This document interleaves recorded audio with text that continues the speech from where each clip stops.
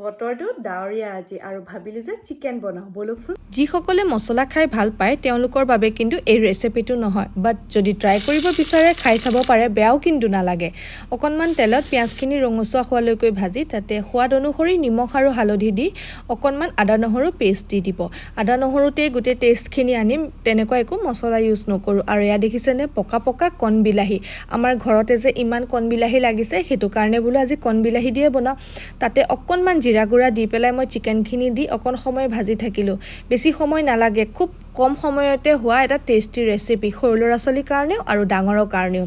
তাতে আলুখিনি দি অকণ সময় ভাজাৰ পাছত আৰু তাতে অকণমান মই পানী দি দিম আৰু তেনেকৈ আমাৰ এটা হুইছেল মাৰি দিলে আমাৰ চিকেনটো ৰেডি হৈ যাব। খাবলৈ যে বৰ ধুনীয়া হয় আৰু সৰু ল'ৰা ছোৱালীক খুৱাবলৈ কাৰণে বহুত ভাল।